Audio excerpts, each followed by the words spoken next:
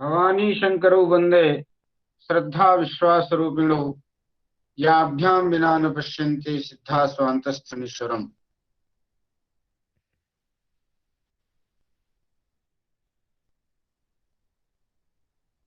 अद्य समासुट् इति सूत्रं व्याख्यातव्यं वर्तते। इतः प्राक् आगम प्रकरणं प्रचलदेव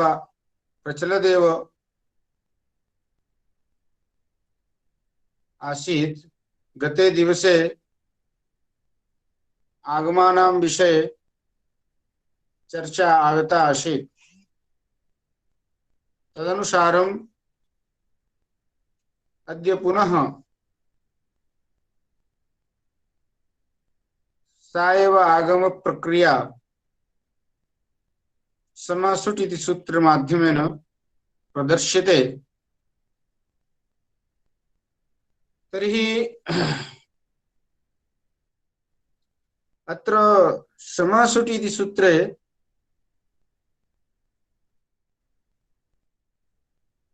रु इति पदम् अनुवर्तते। एतत् सूत्रं रुविधायकं सूत्रं वर्तते। अत्र रु इति पदं प्रथमैकवचनान्तं मधुवशो रुः सम्बुद्धौ एकं सूत्रं वर्तते। ततः रुः इति प्रथमैकवचनान्तं पदम् अनुवर्तते। आहत्य अत्र त्रीणि पदानि भविष्यन्ति। समः इति एकं पदं षष्ठ्यन्तं, सुटि इति द्वितीयं पदं सप्तम्येकवचनान्तं, रुः इति प्रथमैकवचनान्तं तृतीयं पदम्। समः रुः स्यात् इति क्रियापदस्य अध्याहारः अत्र भवति। समः रुः स्यात् सुटि इति अक्षरार्थः अस्य सूत्रस्य सम्पद्यते। समः इत्यत्र या षष्ठी वर्तते सा षष्ठी अवयव षष्ठी अस्ति। अथ च तां षष्ठीं दृष्ट्वा अलोन्त्यस्य इति सूत्रम् अलोन्त्यस्य इति परिभाषा सूत्रं समायाति। षष्ठी निर्दिष्टस्य अलः अन्त्यस्य आदेशः स्यात् इति तस्य अर्थः। अतः समः अंतिमः यह मकारः, सम उपसर्ग का जो अंतिम मकार है उस मकार को रु होगा, सुट परे रहते, ऐसा अर्थ निकलता है। अलोन्त्य से परिभाषा सूत्र को लगा करके स्वयं मूल में ग्रंथकार ने अलोन्त्य से लिखा हुआ है। अतः इस तरह से हम इस सूत्र का अर्थ निकालते हैं कि सम के मकार को रू होता है, सुट परे रहते। यहाँ सुट क्या है? तो ये सुट का आगम है और सुट का आगम होता है सम परिभ्याम करोतो भूषणे एकम सूत्रम वर्तते। सम और परि उपसर्ग पूर्वक क्री धातु से सुट का आगम होता है। क्री धातु को सुट का आगम होता है। सम और परि उपसर्ग से पर यदि क्री धातु है तो उसको सुट का आगम होता है। संस्करोति रूप बनते हैं, परिष्करोति ये रूप बनते हैं तिगंत में। तो संपरिभ्याम करो तो भूषण से होने वाला जो सुट आगम है वह सुट आगम का सकार पर में होना चाहिए, तभी सम के मकार को तभी सम के मकार को रू होगा। यदि कश्चित् विशेषः अर्थः अस्य सूत्रस्य वर्तते। अस्तु, रू इत्यादेशे कृते सति रोः उकारस्य इत्संज्ञा भवति उपदेशे जिनुनासिक इति सूत्रेण इत्यनेन सूत्रेण। अतः र मात्रम् अवतिष्ठते। सम अग्रे स्कर्ता इत्यवस्थायां क्रि धातोर् त्रिच् प्रत्यये कृते सति कृदन्ते। क्रि धातोर् यदा त्रिच् प्रत्ययः क्रियते तदा कर्ता इति प्रयोगः भवति। ततः प्राक् क्रि धातो प्राक् ते प्राक् धातोः ते गतसंज्ञकाः उपसर्गसंज्ञकाः धातो प्रागे प्रोक्तव्या इति नियमात्। अत्र सम इति गतसंज्ञकः वर्तते, उपसर्गसंज्ञकः वर्तते। अतः समुपसर्ग पूर्वकात् क्रिय धातोर् त्रिच् प्रत्यये कृते सति सम क्रि त्रिच् इत्यवस्थायां संपरिभ्यां करोतो भूषणे इत्यनेन सूत्रेण सुडागमे च कृते सति सुडः टित्वात् आदिन्तौ टकितौ इत्यनेन सूत्रेण परिभाषया अनया अत्र प्राक् आदौ एव क्रि धातोरादौ एव सुडागमः भवति। अतः सम स्क्रि त्रिच और वो स्क्री में जो क्री है उसको गुण होकर के सार्वधातुकार्धातुकयोः अनयो परयो ऋगन्ताङ्गस्य गुणस्य तो अर गुण होकर के कर्ता संस्कर्ता, इस तरह से सम अग्रे स्कर्ता यह संधि विच्छेद करेंगे। अब सम अग्रे स्कर्ता इस तरह से जब ये स्थिति हुई तब सूत्र लगा समसुटी, और इस सूत्र का अर्थ आप समझ चुके हैं। सम के मकार को रू होता है, सुट परे रहते, सुट परे है ही है यहाँ पर, इसलिए सम के मकार को रू हो जाएगा। रू में ऊ की संज्ञा हो जाएगी। अलुंत्य से सूत्र की सहायता से सम के मकार को यहाँ पर रू होगा, तो सरू स्कर्ता ऐसी स्थिति बनेगी। सरू स्कर्ता, रू में ऊ की संज्ञा होकर के सर स्कर्ता ऐसी स्थिति बनेगी। अब इसी स्थिति में सूत्र आया अत्रानुनासिकः पूर्वस्य दुवा। अत्र इति पदेन अत्र किम अत्र इति अव्ययपदम् अस्ति, अनुनासिकः इति प्रथमैकवचनान्तं द्वितीयं पदम्, पूर्वस्य इति तृतीयं षष्ठैकवचनान्तं पदं वर्तते, तु इति अव्ययपदं चतुर्थं, वा इति पंचम अव्ययपदं विकल्पार्थकः वा इति अव्ययपदं वर्तते। अतः अत्र तू और वा इसकी आवश्यकता नहीं है। वा का अर्थ जो विकल्प है वह तो उत्तर सूत्र को जब आप पढ़ते हैं, अनुनासिकात् परो अनुस्वारः, तो वह सूत्र जो अनुस्वार करने वाला आगे आ रहा है वह अनुनासिक के अभाव पक्ष में, रू प्रकरण में अनुनासिक के अभाव पक्ष में ही अनुस्वार करता है। तो इसका मतलब यह है कि एक बार अनुनासिक होता है और एक बार अनुनासिक नहीं होता है।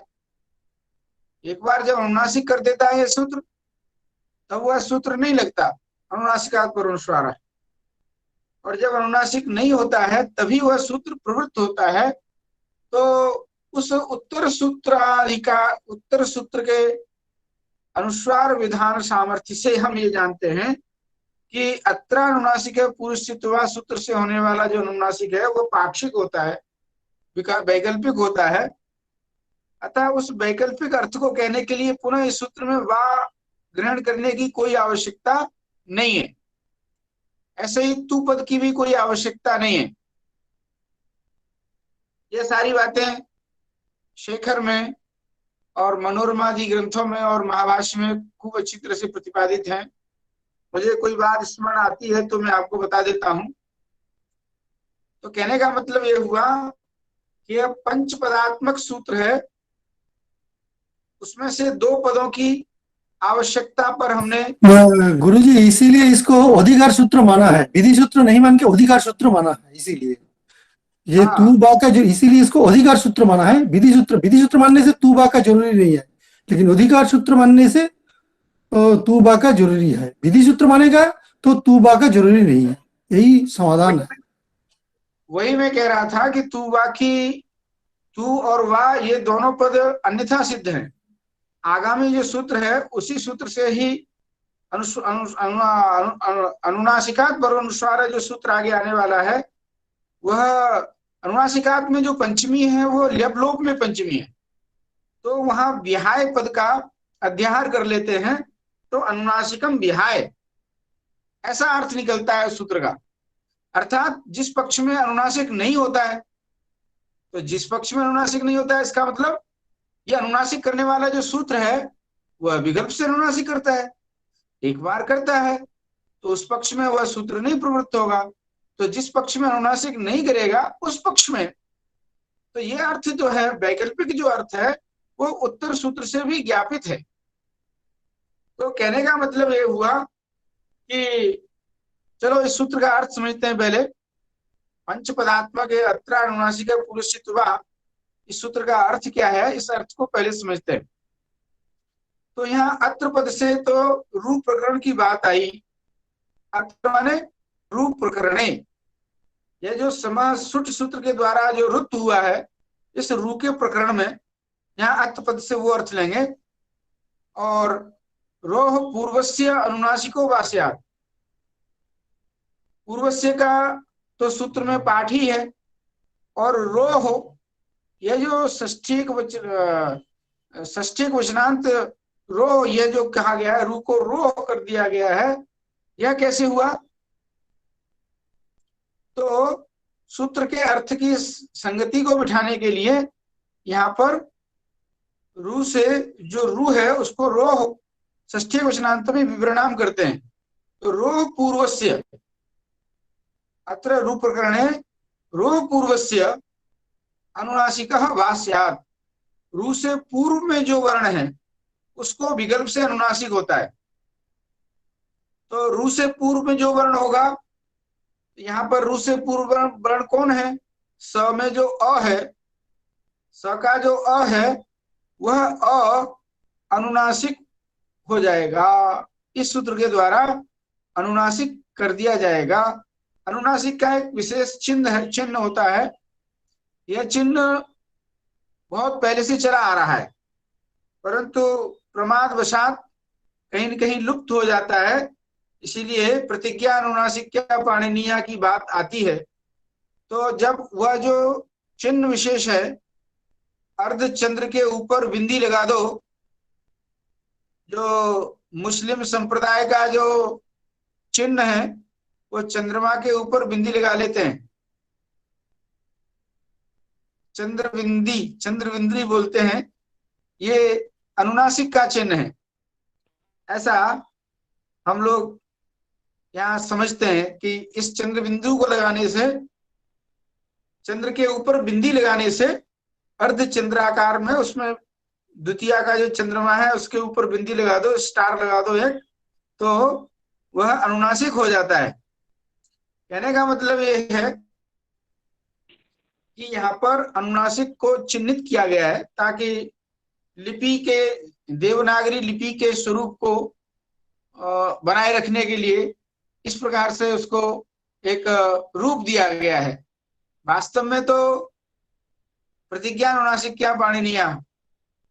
तो कहने का मतलब ये हुआ कि यहाँ अनुनासिकत्व हो जाएगा, तो सम र अग्रेस करता, ऐसी स्थिति बनेगी।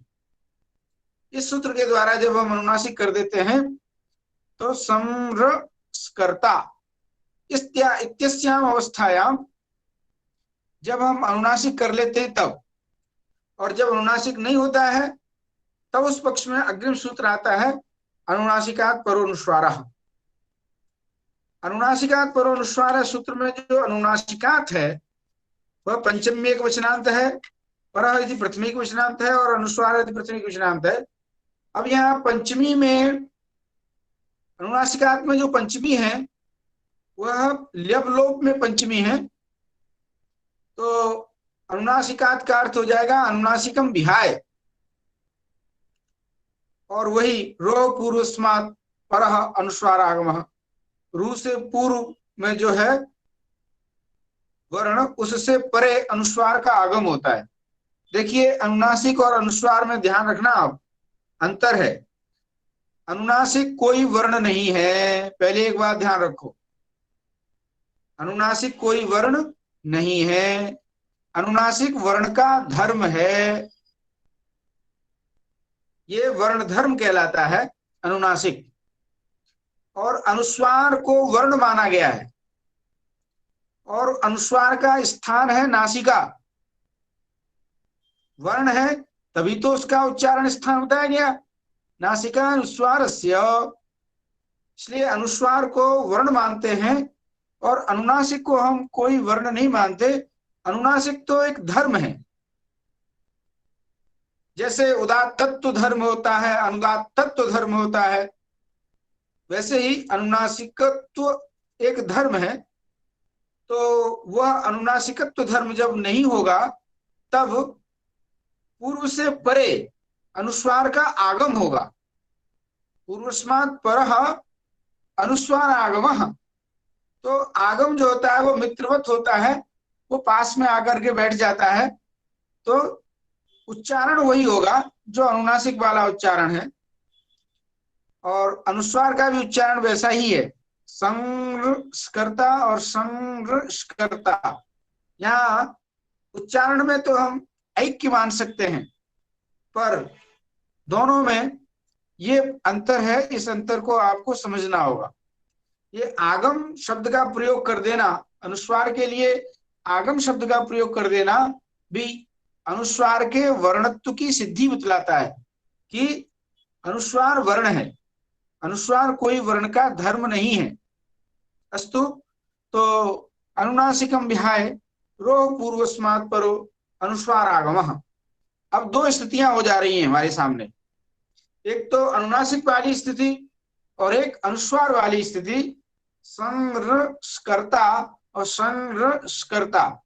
इस तरह से इन दो स्थितियों को हम यहाँ पकड़े रखेंगे, यहीं से भेद होता चला जाएगा। और इस संस्कृता के 108 रूप बनाने हैं अपने को, तो इसको ध्यान से आप यहीं पर ही अपना ध्यान केंद्रित कर दें तो आपको कोई दिक्कत नहीं होगी, बहुत सरल प्रयोग है। तो एक अनुस्वार पक्ष वाला और एक अनुस्वार अनुनासिक पक्ष वाला, इस तरह से। अब यहाँ पर जो रेप है उस रेप को खरवसाने और विसर्जनीय, जो आपने अच संधि में सूत्र पढ़ा था खरवसाने और विसर्जनीय, उस सूत्र से रेप को विसर्ग होता है खरपरे रहते, खरपरे यहाँ ही है, कर्ता का जो शकार है वो खर प्रत्यार में आता है, तो उस रेप को हम विसर्ग कर देंगे। तो सह स्कर्ता और सह स्कर्ता, एक अनुनासिक पक्ष वाला एक अनुस्वार पक्ष वाला, इस तरह से दो रूप बनेंगे।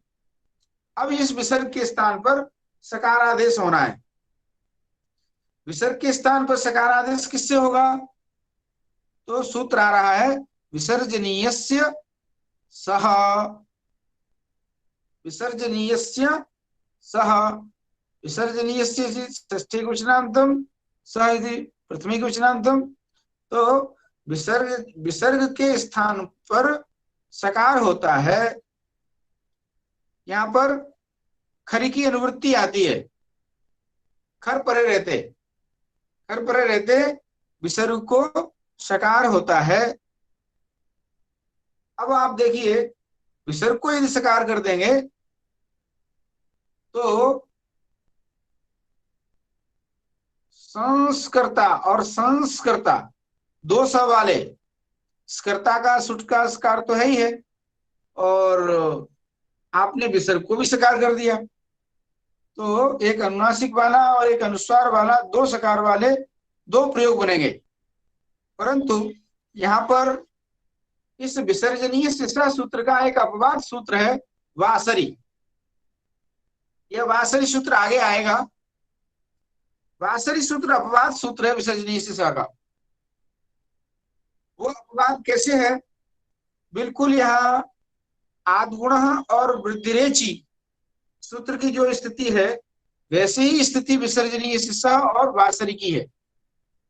यहाँ ये ध्यान देना है कि जो खर प्रत्याहार है वह खफ छठ चिटतम के ख से लेकर सस्तर के र तक बनता है, और उसी खर प्रत्याहार के अंतर्गत ही सर प्रत्याहार बनता है। जैसे अच प्रत्याहार में ही एच प्रत्याहार बनता है, तो वहां आद्गुणा के क्षेत्र में ही वृद्धिरेची सूत्र भी प्रवृत्त होता है। ऐसे ही स्थिति यहाँ पर आ रही है। खर प्रत्याहार बड़ा है, उसी खर प्रत्याहार के अंतर्गत ही, तो इस तरह से जैसे आद्गुणा का अपवाद वृद्धिरेची होता है, वैसे ही विसर्जनीय शिष्टा सूत्र का अपवाद भी वासरी होगा। वो बात अलग है कि वासरी विकल्प से करता है, कभी करता है कभी नहीं करता है, पर हम उसको वैसी ही स्थिति में लाएंगे। तो विसर्जनीय शिष्टा सूत्र के द्वारा विसर्ग को सकार होने जा रहा था, बल्कि हो ही जाता है, परंतु उस विसर्जनीय शिष्टा सूत्र को जो होने वाला जो सकार है उसको रोकता है वासरी। वही लिख रहे हैं एतद अपवादे वासरी पाक्षिके विसर्गे प्राप्ते।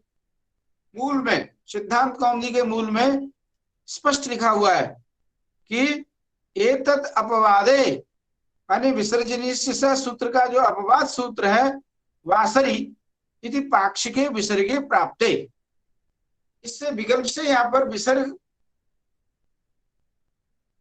प्राप्त होता है। तो अब इसको कौन रोकेगा?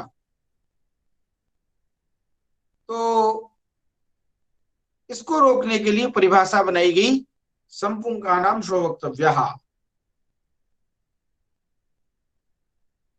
संपुंकानाम स्ववक्तव्यः वार्तिक की कोई आवश्यकता नहीं है। सत्य करना था वह तो विसर्जनीय शिष्टा सूत्र से ही संभव था, पर उस विसर्जनीय शिष्टा सूत्र को का अपवाद सूत्र है वासरी सूत्र, तो पक्ष में वो विसर्ग भी करता है, सकार भी करता है, विसर्ग को सकार करता है। और जब विकल्प से करता है, जब विसर्ग को सकार नहीं होता है तो विसर्ग हो जाता है, तो पक्ष में विसर्ग भी प्राप्त होता है। हमें वो इष्ट नहीं है, वह विसर्ग हमको इष्ट नहीं है। इसलिए हमने क्या किया, वार्तिक कार के वचन को, वार्तिक वचन को ले आए और संपुंकानाम स्ववक्तव्यः, सम के विसर्ग को, पुम के विसर्ग को और कान के विसर्ग को सकार हो जाता है। साफ बात आ गई। तो नित्य ही सकार आदेश होगा। सकार आदेश तो नित्य विसर्जनीय शिष्टा सूत्र से हो ही रहा था, बल्कि उसी का ही प्रतिप्रसव करता है वार्तिक, उसी विसर्ग को सकार करता है, जो वही उसी का प्रतिप्रसव है एक प्रकार का। यहाँ पर वार्तिक की कोई जरूरत नहीं है, परंतु वासरी सूत्र के पाक्षिक विसर्ग की प्राप्ति को ध्यान में रखते हुए अपवाद सूत्र होने के कारण वह सूत्र प्रबल होता है, अतः यह वार्तिक वचन लाना पड़ा। और इस वार्तिक वचन के बल पर हमने क्या किया, विसर्ग को सकार कर लिया। तो संस और स्कर्ता, संस और स्कर्ता, इस तरह से दो रूप, एक अनुस्वार पक्ष वाला और एक अनुनासिक पक्ष वाला, इन दोनों को हमने यहाँ बना लिया। यही रूप लोक सिद्धांत कौमुदी में बनाया जाता है। इसकी आगे की कथा लोक सिद्धांत कौमुदी में नहीं बताई जाती, क्योंकि कोमल बुद्धि प्रारंभिक बालक होता है, उसके ऊपर ज्यादा वजन डाल देंगे तो लोड ज्यादा हो जाएगा, तो वह व्यक्ति व्याकरण पढ़ेगा नहीं, व्याकरण पढ़ के छोड़ के भाग जाएगा। इसलिए सरल तरीका अपनाया और दो रूप बना करके ही लघु सिद्धांत कौमुदी में हम पूर्णता को प्राप्त हो जाते हैं। पर सिद्धांत कौमुदी का स्तर ऐसा है, यह आगे की बात करता है। आगे की बात यह है कि एक अनुनासिक पक्ष वाला एक अनुस्वार पक्ष वाला दो रूप जब बन गए संस्कर्ता और संस्कृता के, तब वहीं पर ही भाष्यकार एक अन्य आचार्य की बात लेकर के आते हैं। समोवा लोपम एके इति भाष्यम इति एके आचार्याः। एक शब्द का अर्थ यहाँ अन्यार्थक है। अन्य आचार्याः वदन्ति समोवा लोपम, सम के मकार का विकल्प से लोप होता है। अब लोग यहाँ मतांतरों को ध्यान में रख करके चल रहे हैं, तो उन अन्य आचार्यों का मत है कि सम के मकार का लोप हो। पाणिनि का मत है कि सम के मकार को रू हो, तो सम के मकार को रू हो ये वाला तो चला आ रहा था और दो रूप बना लिए थे। पर अन्य आचार्य, अन्य वैयाकरण आचार्य हैं, वो ये कहते हैं कि हम सम के मकार का लोप करेंगे। तो लोप भी रूप प्रकरण में ही गिना जाता है। जैसे समोरु सुट सूत्र के द्वारा जो रुत्तु किया गया था, उस रूप प्रकरण में ही लोप को भी गिन लेते हैं। लोपस्यापि रूप प्रकरण स्थत्वात्, पंक्ति लिख रहे हैं दीक्षित जी ग्रंथ में ऊपर मूल में कि लोपस्यापि रूप प्रकरण स्थत्वात्, लोप को भी हम रूप प्रकरण में ही स्थित मानते हैं। इसलिए अनुस्वार और अनुनासिकाभ्याम एक सकारम रूपद्वयम्। जब लोप कर देंगे तो सुट का सकार ही तो सुनाई पड़ेगा। अभी तक तो दो सकार वाले रूप बन रहे थे, अब आपने लोप की कल्पना कर ली तो लोप पक्ष में भी दो रूप बनेंगे। जैसे रू करने पर अनुनासिक और अनुस्वार होता था, वैसे ही लोप करने पर भी अनुनासिक और अनुस्वार होना है। तो अनुनासिक और अनुस्वार पक्ष में एक सकार वाले, अर्थात अब दो सकार वाले नहीं रहेंगे, एक सकार वाले दो रूप वो हो जाएंगे और दो सकार वाले रूप आप जान ही चुके हैं, ठीक है ना। द्विशकारम तु उक्तमेव। तो इस तरह से हमने देखा। पंक्ति को भी पढ़ेंगे हम, ग्रंथ की पंक्ति भी लगानी है, वहां पढ़िए आप कि समोवा लोप में कई भाष्यम लोपस्यापि रूपग्रहणस्थत्वात् अनुस्वारानुनासिकाभ्याम एक सकारम रूपद्वयम्। इस तरह से संस्कृता संस्कृता दो रूप ये बनेंगे एक सकार वाले, और जब लोप नहीं होगा तो द्विशकार वाले हो जाएंगे। द्विशकारम तु उक्तमेव, द्विशकार वाला रूप हमने तो बना ही दिया था। दो सकार वाला एक अनुनासिक और दो सकार वाला एक अनुस्वार, और एक सकार वाला एक अनुनासिक वाला और एक सकार और एक अनुस्वार वाला। इस तरह से हमने चार रूप बना लिए। तत्र, अब तत्र फिर पढ़िए, देखिए ग्रंथकार कहते हैं कि अनचिच इति सकारस्य द्वित्व पक्षे त्रिशकारमपि रूपद्वयम्। अब हम अनुचिच सूत्र को ले आएंगे और अनचिच सूत्र को ला करके हम जो दो सकार वाला रूप बनाया था उसमें एक सकार का लोप फिर द्वित्व कर देंगे अनचिच सूत्र के द्वारा। तो कहा अनचिच सूत्र कैसे लगेगा? यहाँ तो अनुनासिक से परे मिलेगा या फिर अनुस्वार से परे मिलेगा। न तो अच प्रत्याहार में अनुनासिक आता है, न ही अच प्रत्याहार में अनुस्वार आता है। तो आप अनिश्चित सूत्र लगाएंगे कैसे? अनिश्चित सूत्र तब लगता है कि अच से परे जो यर उसको द्वित्व होता है, अच परे न हो तो अच से परे होना चाहिए।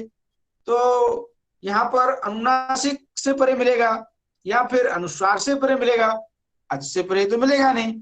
अनुनासिक और अनुस्वार अच प्रत्याहार में तो आते नहीं, वर्ण समाम्नाय में इनका उल्लेख ही नहीं है। तो आपने अनिश्चित सूत्र को लगा कैसे दिया? तब उस पर पंक्ति लिखते हैं ग्रंथकार। उस पंक्ति को ध्यान से सुनिए कि अनुस्वार विसर्ग जिह्वा मूलियो पद्मानीय यमानाम अकारोपरि सरसु च पाठस्य उपसंख्यातत्वेन अनुस्वारस्यापि अच्त्वात्, अनुस्वार भी अच कहला जाएगा। अनुनासिक की बात तो नहीं की इन्होंने, पर अनुस्वार की तो बारे में स्पष्ट कह दिया कि भाई अनुस्वार, विसर्ग, जिह्वा मूली और उपध्मानी और यम, ये इतने वर्णों का भाष्यकार ने अकार के ऊपर पाठ कर दिया है। अयुण का जो अकार है उसके ऊपर पाठ कर दिया। तो जैसे ही अकार का ग्रहण होगा वैसे ही इनका भी ग्रहण हो जाएगा। अर्थात अकार यदि अच प्रत्याहार में आता है तो अनुस्वार, विसर्ग, जिह्वा मूली, उपध्मानी और यम, ये सब अच प्रत्याहार में कहला जाएंगे। तो अच से परे मिल जाएगा तो द्वित्व हो जाएगा। द्वित्व हो जाएगा तो 2 सकार वाला तो पहले से ही था, अब 3 सकार वाला, एक और 2 रूप और बन गए, तो कुल मिलाकर के 6 रूप बन गए। एक तो 1 सकार वाला अनुस्वार और अनुनासिक पक्ष में 2 रूप बन गए, एक 2 सकार वाला अनुस्वार और अनुनासिक पक्ष में 2 रूप बन गए, और एक 3 सकार वाला, क्योंकि द्वित्व विकल्प से होता है, द्वित्व कर देंगे तो 3 सकार वाला हो जाएगा। तो अनुस्वार वाला 3 सकार वाला एक रूप और अनुनासिक वाला 3 सकार वाला एक रूप, इस तरह से 6 रूप संस्कृता के बनकर के यहाँ पर तैयार हो जाते हैं। अब देखिए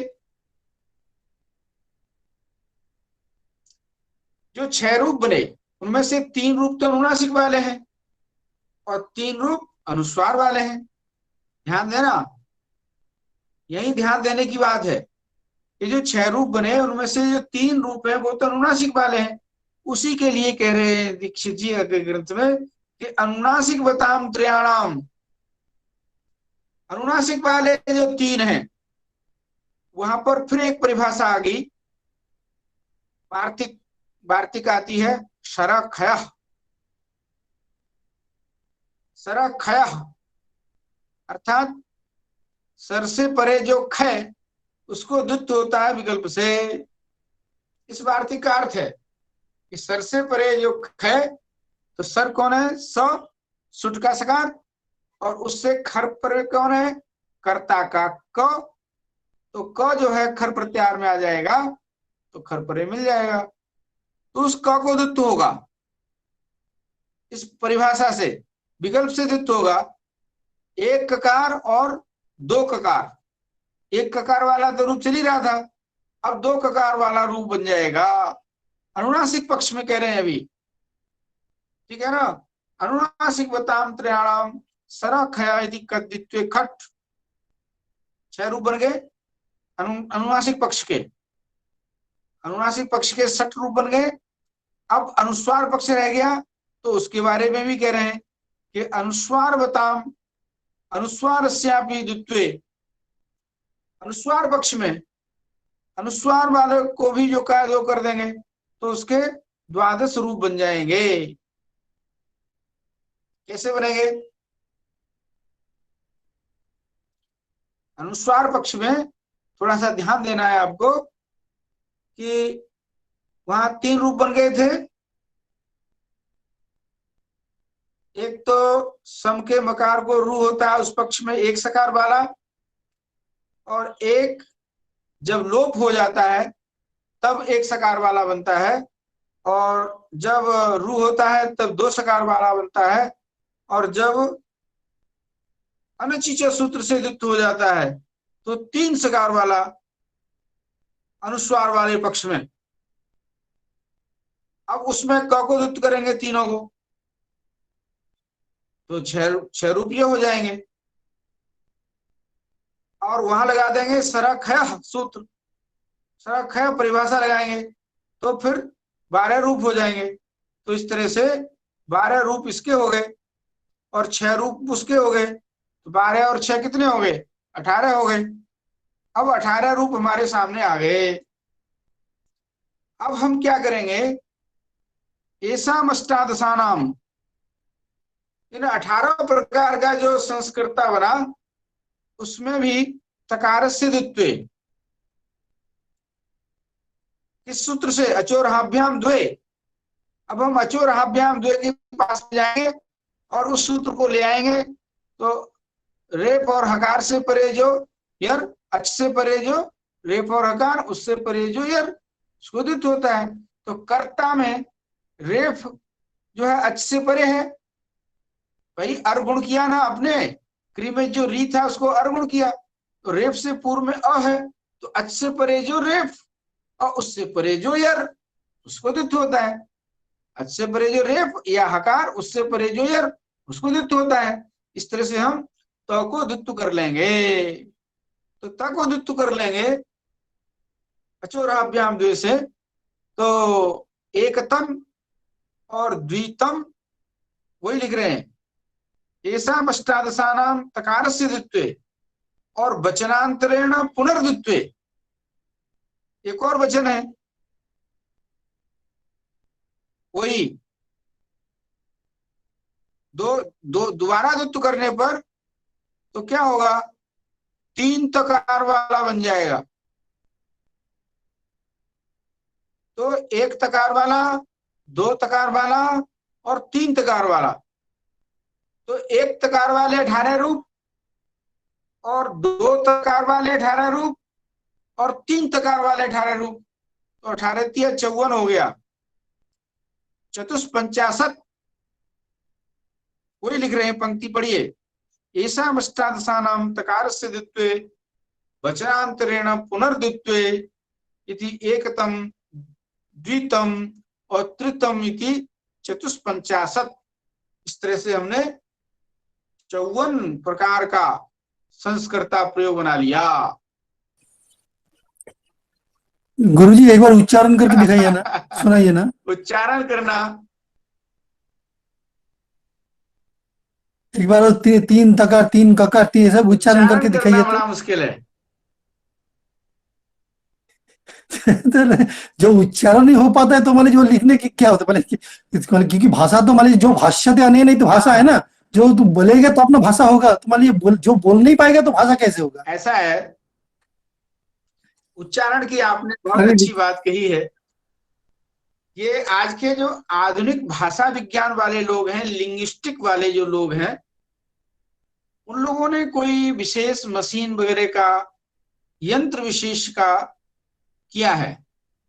और हम हमारे हमारे भले ही उच्चारण में अंतर ना आए, पर हमारे ज्ञान में तो अंतर आ रहा है। हमारा जो ज्ञान है वहां तो कह रहा है कि इस तरह से 1 तकार वाले, 2 तकार वाले, 3 तकार वाले, 1 सकार वाले, 2 सकार वाले, 3 सकार वाले, इस तरह से। जैसे वहां उदात्त अनुदात्त तो स्वरित, वहां 18 प्रकार के भेद कर देते हैं। वहां पर भी उच्चारण होना बड़ा मुश्किल होता है। वो भी जाए तो जो श्रोता है, उस श्रोता को उसका ज्ञान होना बहुत मुश्किल है। इसलिए गुरुजी उच्चारण करने के लिए तो श्वास वायु का प्रयोजन होता है ना। तो मान लीजिए आपका श्वास वायु कितना होगा, जो 3 तकार 3 सकार 3 ककार आप उच्चारण कर पाएंगे। आपका तो मान लीजिए 1 सकार से मान लीजिए तो वहां अपना ना है तो सुर तो मान लीजिए तो सांस तो निकल गया, फिर तो सांस को दमा के 3 सकार 3 तकार 3 ककार उच्चारण करके, ये मामूली चीज नहीं है गुरुजी। हाँ हाँ हाँ, ये केवल यंत्रों के द्वारा ही ये क्योंकि आप मान लीजिए जो आप मुंह मान लीजिए मुंह जो करेंगे तो सांस वायु तो निकल जाएगा ना, वो सांस को कैसे मान लीजिए करेंगे, ये मेरा ख्याल लगता हाँ है। हाँ इसीलिए आपको बोला जी आप उच्चारण करके हाँ, दिखाइए। बिल्कुल ठीक है आपका ख्याल। हाँ, आपका ख्याल बिल्कुल ठीक है। पर आजकल के जो भाषा वैज्ञानिक हैं, जो लिंग्विस्टिक वगैरह का जो ज्ञान करते हैं, उन लोगों ने कोई यंत्र विशेष मशीनों का आविष्कार किया है, लैब बनाई है। भाषा विज्ञान की एक लैब बनती है, तो वो प्रयोग करके दिखाते हैं कि इसमें ये अंतर आएगा, इसमें ये अंतर आएगा। हम लोगों के उच्चारण में और आप हम लोगों के श्रवण में बहुत मुश्किल होता है। पर आप ये देखिए, हमारे ऋषियों के द्वारा, हमारे महर्षियों के द्वारा ये कितना बारीकी चिंतन है। बौद्धिक ज्ञान तो होता ही है, उच्चारण में हम भले ही उसको नहीं समेट पाए या उसका उच्चारण ढंग से नहीं कर पाए, पर बौद्धिक भेद, बुद्धिगत भेद तो हो ही जाता है कि ये एक तकार वाला बनेगा, दो तकार वाले बनेगा, इस तरह से इसके 18 वेद हो जाएंगे, इस तरह से 54 वेद हो जाएंगे। और उसके बाद भी नहीं रुके, आगे फिर दीक्षित जी लिखते हैं कि अणो अनुनासिकत्व अष्टोत्तरम शतम, कर्ता में जो ता में जो आ है उसको अनुनासिक कर लिया अब इन्होंने। अणो प्रगृह्यानुनासिका अप्रगृह्याणो अवसाने अनुनासिको वास्यात्, ये अच्छंदी का प्रकृति भाव का अंतिम सूत्र है। आपने अभी अच्छंदी में ये सूत्र पढ़ा होगा, तो वहां पर अनुनासिक विकल्प से किया, ता में जो आ है वह अनुनासिक विकल्प से हुआ, तो क्या हुआ, 54 प्रकार का अनुनासिक और 54 प्रकार का अनुनासिक, इस तरह से यह 108 प्रकार,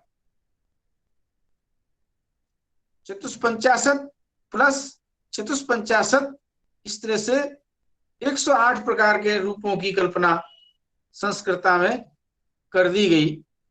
केवल बौद्धिक व्यायाम है, उच्चारण होना इनका बहुत मुश्किल है, पर बौद्धिक व्यायाम भी हमारी एक पाणिनि व्याकरण की बहुत बड़ी विशेषता है, बुद्धि को एकदम साफ स्वच्छ कर देता है। यदि बुद्धि के द्वारा हम बुद्धि को जितना उपयोग करेंगे, उसका कंठस्थीकरण है, उसका बौद्धिक उसका समझना है, ये सब हमारे बौद्धिक विवेक को और मजबूत करता है। तो इस तरह से हमने यहाँ देखा कि इसके यहाँ संस्कृता के 108 रूप हो गए। अब ये 108 रूप आज हमने बतलाए हैं, इसमें कहीं कहीं संदेह होगा, कुछ न कुछ बात आपके मन में आएगी, तो आपके लिए अब हम प्रश्न के लिए आमंत्रित करते हैं और कक्षा यहीं पर पूर्ण करते हैं। आज की ये कक्षा यहीं पूर्ण की जाती है और आपको चर्चा करने के लिए बुलाते हैं। आपके मन में कोई संदेह है, शंका है, प्रश्न है, तो आप पूछ सकते हैं। गुरुजी समराजी समराजी यही जाते ना, मोराजी समक्को, मोराजी समक्को, तो मान लीजिए उधर भी तो मान लीजिए डबल डबल हो जाएगा ना? क्या कैसे करेंगे डबल? तो जो मान लीजिए जो रॉ का बाद जो जॉ जो है हो सकता है ना? ऐसा है, वहां पर क्या है, वहां अनुस्वार की बात आती है। वो अनुस्वार है, शूद्र से म को अनुस्वार प्राप्त होता है, उस अनुस्वार को रोका जाता है मोराज समक को सूत्र के द्वारा। वह सूत्र केवल मोनुस्वार का अपवाद मानिए, और सम्राट में मोनुस्वार के द्वारा होने वाला जो अनुस्वार है, उस अनुस्वार को ये रोक देता है कि कुवंत राज धातु पर हो तो सम के मकार को मकार ही होगा, अर्थात मोनुस्वार सूत्र से होने वाला जो अनुस्वार है वह नहीं होगा। ठीक है ना? उस दिन हमने ये चर्चा की थी, समो मत्स्य म एव, ये एव अर्थ कहां से आया? यह एव अर्थ क्या है? फलितार्थ है। अनुस्वार अनुस्वारो न भवती यावत, सम के मकार को मकार ही रहता है। ही जो है इसका अर्थ है कि मकार को अनुस्वार वो नहीं होता, ये तात्पर्य है। अनुस्वार न होने में तात्पर्य है। मैंने वहां एक शब्द का प्रयोग किया था, प्रकृति भाव, प्रकृति भाव संधि की बात। प्रकृति भाव की बात यहाँ कहां से आएगी? प्रकृति भाव करने वाला कोई सूत्र तो है नहीं। तो प्रकृति भाव का जो शाब्दिक अर्थ है, ज्यों का त्यों रहना, जैसा का तैसा रहना, उसमें कोई भी संधि कार्य न होना, ये मतलब होता है प्रकृति भाव का। तो वहां मोनुस्वार से अनुस्वार प्राप्त होता है और वह अनुस्वार न होना, और बल्कि म को म ही रह जाना, यही वहां प्रकृति भाव है। तो ये विधि विधान। अब यहाँ पर आपका ये प्रश्न है कि यहाँ सम के मकार को द्वित्व कर दो, यही कहना चाहते हैं ना आप? इस सम के मकार को द्वित्व कर सकते हैं। तो वहां, हाँ हाँ वहां क्या है, माँ को द्वित्व कर लेंगे तो फिर वो आ जाएगा जरोजर सवर्णे, हला पर से जरो वालों पर स्या सवर्णे झर, या फिर हलो यमा में लोप आ जाएगा। तो वो लोप द्वित्व होता रहेगा, लोप होता रहेगा, द्वित्व होता रहेगा, लोप होता रहेगा। तो कोई मतलब नहीं है उस द्वित्व का, निष्कर्ष निकल के सामने नहीं आता है। जैसे कि संस्कृतता में आता है, वहां गिनाया जाता है कि एक सकार, दो सकार और तीन सकार वाले दो दो रूप, अनुस्वार और अनुनासिक पक्ष में, एक तकार, दो तकार और तीन तकार वाले अनुस्वार और अनुनासिक पक्ष में। तो इस तरह से थोड़ा सा ये हमें भेद समझना होगा, इसलिए वहां द्वित्व करेंगे तो वो अच्छा है ना। प्रक्षालनादि पंकज से दूराद स्पर्शनम वरम, द्वित्व कर भी लो तो फिर वो रहना नहीं है, उसका लोप हो जाना है। तो फिर उस द्वित्व का फायदा क्या है, कीचड़ में पैर डालो और फिर धो, प्रक्षालनादि पंकज से दूराद स्पर्शनम वरम, इससे अच्छा है ना कीचड़ में पैर ही मत डालो। तो वो इस प्रकार का एक दलदल बन जाएगा द्वित्व वाली बात। और उस दलदल में पैर डालना फिर निकालना, इससे अच्छा है कि वो दलदल पैदा ही मत करो, उसकी कल्पना ही मत करो। इसलिए वहां ऐसी कल्पना हमें नहीं करनी चाहिए, ऐसा मैं मानता हूं। और कोई बात तो नहीं है संस्कृत गुरुदेव प्रयोग? हाँ आप एक पूछिए बार पूछिए। गुरुदेव संक्षेप में मैं सुनना चाहता हूँ, सुना। हाँ? एक बार सर संक्षेप में पुनः चाहता हूँ सुनना, इसको मैंने कैसे पूरा 118 कैसे हुआ। ठीक है ठीक है, ये संक्षेप में हम कल बताएंगे। आज आप संस्कार कर लीजिए, जो बताया है उस पंक्तियों को जी पढ़ लीजिए, जी क्योंकि कल फिर बताएंगे ना तो संस्कार दृढ़ हो जाएगा। आज हमने जो बताया है उसको पहले स्वयं अभ्यास करिए, ये उसका जी दृढ़ करने का नियम है। कल फिर हम इसको दोहराएंगे, क्योंकि 108 रूप है, थोड़ा सा जी समझने में दिक्कत होती है, तो इसको हम दोहराएंगे आपको कल फिर, और वो पूरा संक्षेप में सारी प्रक्रिया फिर बतलाएंगे। आज बताया है ताजा ताजा है, अभी थोड़ा सा आधा समझ में आया आधा समझ में नहीं आया, ऐसा होता है। पर अब आप अग्रिम कल की जब कक्षा सुनेंगे तो हम पहले संस्कृतता के पूरे 108 रूपों को उच्चारण करने की भी कोशिश करेंगे। रूप बनाना, सिद्ध करना और उच्चारण करना, या फिर कॉपी और पेन लेकर के बैठेंगे आप तो आप लिखते जाइए, हम बोलते चले जाएंगे, तो उसके लेखन से वहां भेद आ जाएगा।